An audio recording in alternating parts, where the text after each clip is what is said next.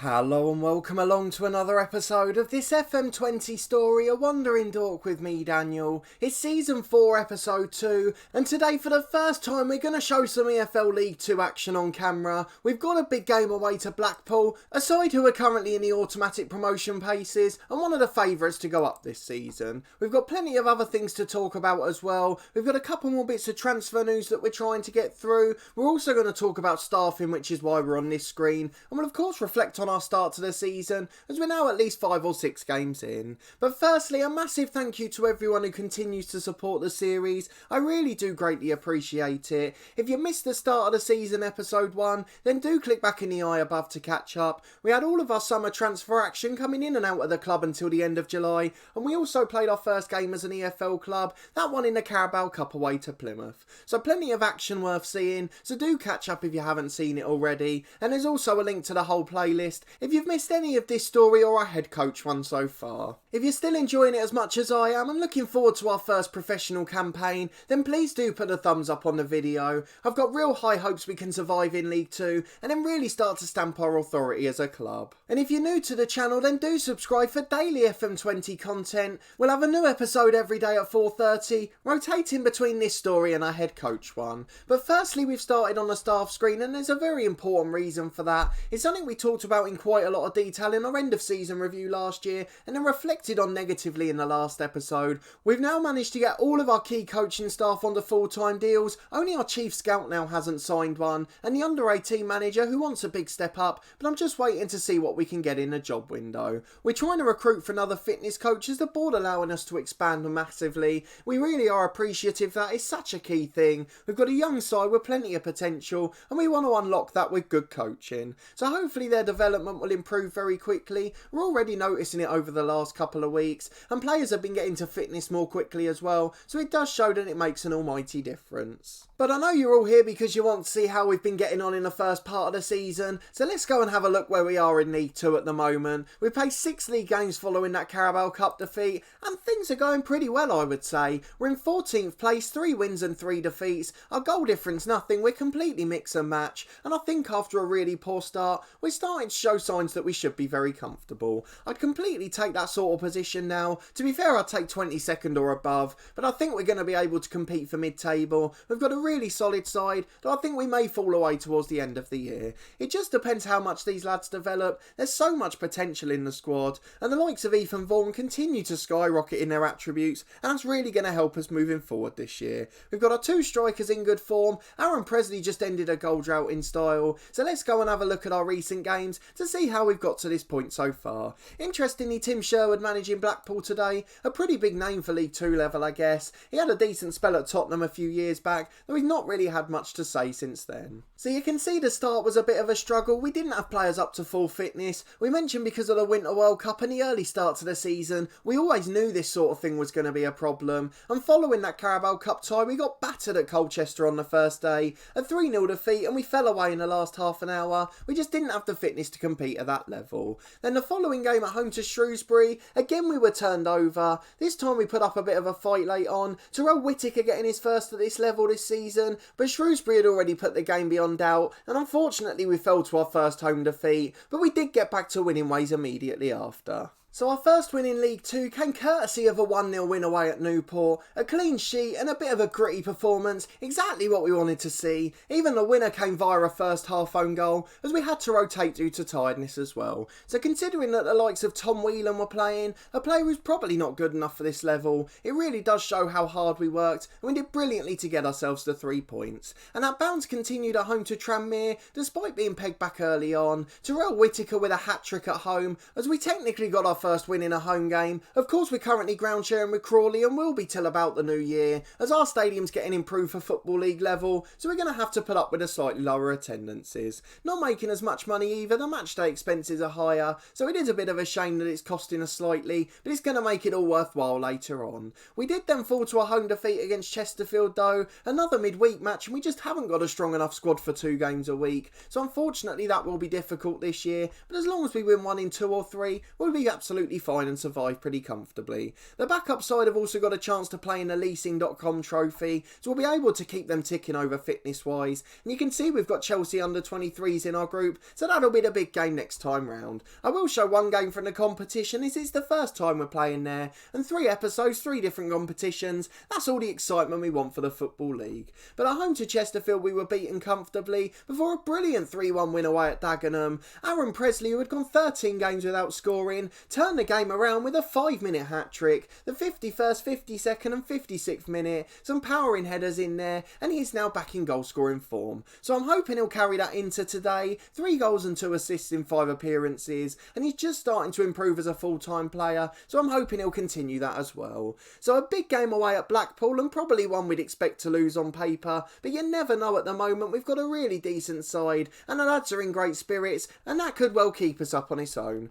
We've got Adam King ineligible. He's a trialist at the moment, and he is someone we wanted to sign quite desperately. Unfortunately though, he just wanted too much money, so we're now having a look at alternative options. We still haven't signed any more players because we're having to reject all of our trialists. They're wanting £1.5 grand, £2 grand a week. I cannot afford to give that out. The likes of Adam King wanted £2 grand, and we even had a name from last year's series, Reece Williams, who was with us at Torquay United, a good centre half here. We thought we could get him in. He came on trial and wanted £4,000 a week, so unfortunately that interest ended pretty quickly. But everything's going pretty nicely. Everyone's pretty much fit for today. Ramsbottom back from injury, but he's only the sub-keeper anyway, and all of the atmosphere and managerial support's excellent. We couldn't be doing much more to keep the squad happy. So let's go and get into this game against Blackpool, see if there's anything else we can achieve. If we can pull off an almighty shock against the side that are unbeaten so far, we certainly know we're going to be safe this year. If we lose, we're still in a pretty decent position, and then we've got the leasing.com trophy in midweek, and in a home game against struggling Cambridge, so I'd like to hope we can get back to winning ways there.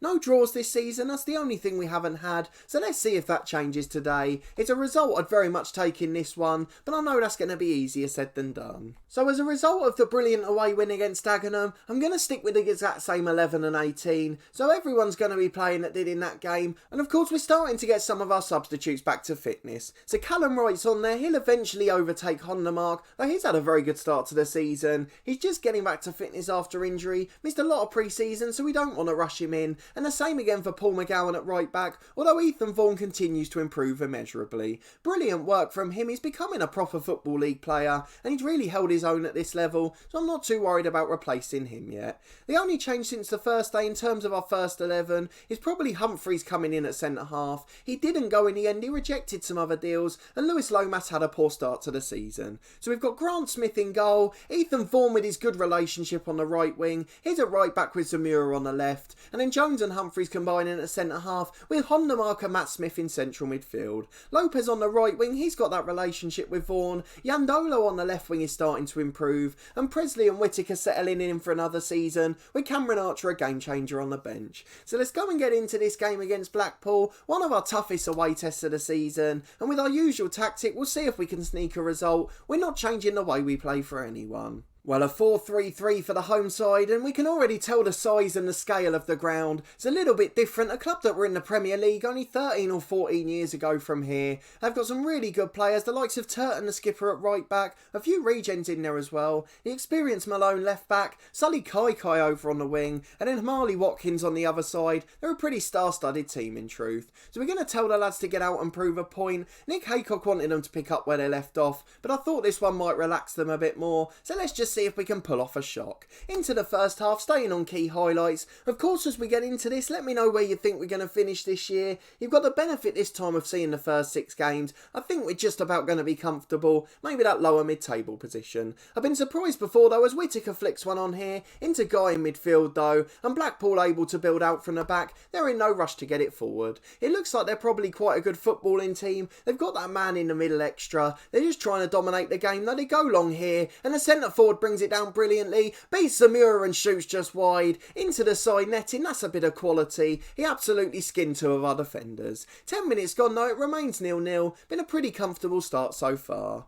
Well, it's half time, we've seen nothing more, everything's pretty even. We've had slightly less possession, slightly more shots, but it remains 0-0 and no one must have threatened too much. We're going to tell the lads we're really pleased, it'd be an absolutely fabulous result. We're just trying to settle into professional life, and this squad, we know it's very young, it's going to develop over the year, and if we can keep picking up results early on, then who knows what we could achieve later in the season. Now we've got the coaches full time and are continuing to improve the team, we are going to be able to support these players more, and as they get towards the end of the season, I expect a lot to develop, and then maybe we'll be able to improve next season. Once we stay up, I will slightly increase the wage bill, and I know I'll have to for some of these guys to keep them, but we are still a selling club, we've got to remember that, and to fund everything off the pitch, we want to start improving the youth academy and things, we are going to have to sell some of our stars. But hang on a minute, what a worked move this is. Hondemark in puts it wide. It was wonderful football, the perfect triangles in the middle, but Hondemark then spoons his chance. Just 20 minutes to go, it's still 0-0. We're going to go and make a couple of changes. Hondemark's had a poor game, partly due to that, I'd imagine. Callum Wright will come on, and for him, he's going to be a box-to-box midfielder on support, something he prefers anyway, and as well as giving us that extra impetus in attack, he's also going to be able to support us more defensively. Yandolo on the left's not had the best game, struggling fitness-wise as well, so the youngster Kevin Kavanagh's getting on again, still got 4.5 star potential at this level, shows probably just how good he is. He's really quick, he's a tricky winger, he just hasn't quite got that final product yet. And then up front, Whittaker's had a poor game, so we're going to bring Cameron Archer on for him, and let's get back into the last 15 or 20 minutes and see if we can sneak a surprising winner. Well, 5 to go, certainly not many highlights today. One thing that is surprising, you see Chesterfield, who won the title last year, they just pipped us to the National League. They're 2-0 up at home to Newport and they're all the way up in 3rd place. Again unbeaten in the first 7 games as we've got our first draw of the season. A brilliant result, I'm sorry it wasn't the best game. Bashir Humphrey's man of the match with a 7.0. That probably tells you all you need to know about that match. No one really standing out or doing anything special. Hondemark had the best chance of the match, but unfortunately he put it wide. But all in all, it's a really good result against a side I expect to be up the top end this season. Chesterfield have improved brilliantly. They've got one of the biggest wage bills in the league actually, so they're a side that I expect to be up there, and we did really well to compete with them last season. The lads are pleased because they got a result and we continue to sit comfortably in mid-table. So there's the confirmation, we move up 1 place to 13th, we reach 10 points off just 7 games, and finally getting a draw shows we've got a bit of grit, and another clean sheet is something that impresses me. We're nearly as close to the top as the bottom, and that's about all you can ask for at the moment, and remarkably just 1 place off the playoffs so far, although things are going to get trickier soon. We're going to have to play a few Sunday games because of our ground share with Crawley, so potentially we could have a Sunday, Wednesday, Saturday situation. That'll make things really difficult for us, but for now we're just enjoying being a Football League side. Archer's goalless, we're worried about him, but we would have said the same about Presley a game earlier, so I'm sure it'll end soon. He's a super sub at times, and of course he's part of the reason we're in the Football League. So the last thing I want to show you, because this is the sort of thing that some people ask for, is to show you how we compare in certain areas to other clubs.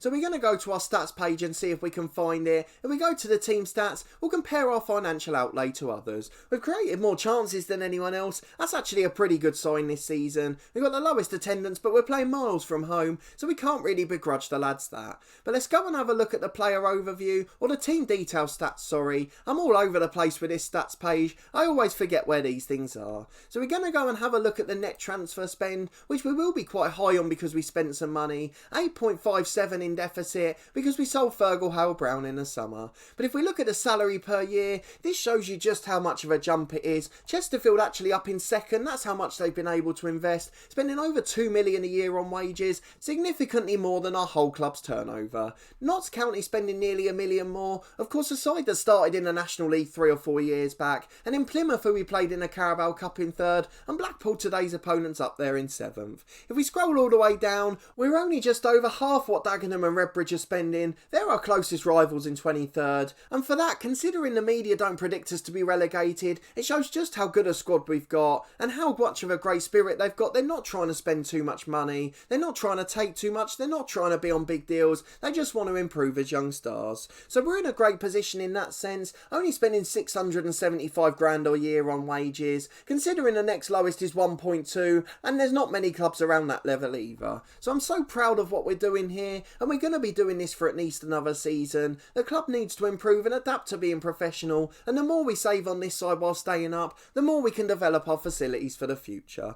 So plenty of enjoyable moments here, plenty of exciting excitement ahead of the new season, and I'm really impressed with how we've started the campaign, and I feel like we can continue to surprise people. If we go and have a look at training as well, I just want to show you how training performance has been affected by what we've been doing here. Turning professional and helping all the staff as well has really improved the average training ratings. For the first time in his whole save really, we've got people up in the 9s, 9.8 for Ethan Vaughan. That's why he's improving so quickly. Manny Cook's already showing some development from his individual training and the mentoring groups. His low determination's still there, but he's starting to creep up in other areas. You can see a lot of the new signings are good professionals, the likes of Jones and Wright in the 8s as well. They're young players who are improving very quickly, and mentally we're starting to improve as a squad too. Aaron Presley's been key for us this season, as has Whittaker before today's game to be fair, and Matthew Smith was already a League Two player, and he continues to improve yet further now. The only disappointment, to be honest, is Adam King. The 26-year-old is a really good player, but he won't sign a deal with us. He wanted so much money, and I think he's going to end up playing again in Scotland. So possibly when we come back next time, we may have 1 or 2 new players. Hopefully we'll have a slightly better performance, but if we keep getting the results, I'm not going to care. This season's all about staying up. So in the next episode, we'll be back for that Chelsea game, the 4th of October in the Leasing.com trophy, and of course we'll try and show one of the league games either side, depending on how much action we've got off the pitch. I would just like to bring in 1 more player, even just to bolster the squad slightly, but because we're largely working on free agents, the transfer window isn't really a big thing to us. If we can get a loanee then great, but I'd love to develop our own talent within. We've got the coaching backroom team to do that now, so I think that's something we've got to focus on. But if you did enjoy that gritty performance away to Blackpool and seeing us compete with one of the top sides in the league, please do put a thumbs up on the video. Of course, let me know down in the comments where you think we're going to finish this year, and if you think I need to do anything urgently in the transfer window. For me, it's still backup left back that's an issue, and I would like 1 more central midfielder, but aside from that, I think we're in really good shape, and even the likes of Whelan and O'Dwyer, who I wouldn't mind moving on, are going to be good enough to keep us up if we need them. But there may be a couple leaving the club because we have got quite a big squad at the moment, even if that's just releasing some of the youngsters, as we actually have with 1 since the last episode. If we have a look at the transfer history, I'll show you the players that we've released, and unfortunately it's not a surprise, it's Matt Ellis, the young centre-half. He wouldn't sign a new deal, so we couldn't loan him out, and at 150 quid a week, he wasn't really offering us much on the pitch. He's got a balanced personality, so he wasn't improving that quickly, although he was good for us in the first season at the club, so unfortunately he's going to be leaving us, and there are some clubs that are sniffing around him. So he looks like he may be off to Bognor Regis, back down to the National League South, but we'll finish on the competition screen so we can show off the table so far. Subscribe to the channel for daily FM20 content from my 2 long-term stories. This one with Dorking Wanderers will be back in 2 days as we play Chelsea for the first time in this career, and then of course tomorrow we'll be back with the head coach in a second season that's been incredibly strange. I'm also part of a football podcast which does matchday vlogs and interviews. You can see the link to the latest matchday vlog in the eye above. And we also do some interview series which are available over on Spotify. We've interviewed the likes of former Premier League referee Bobby Madley and Tranmere chairman Mark Palios. It's another one of those fun hobbies on the side because I love lower league football, so if you're a fan and it's your sort of thing then please do check them out. But a massive thanks for watching this one and your continued support with the series, and I hope to see you next time as we show 2 more games from 2 competitions.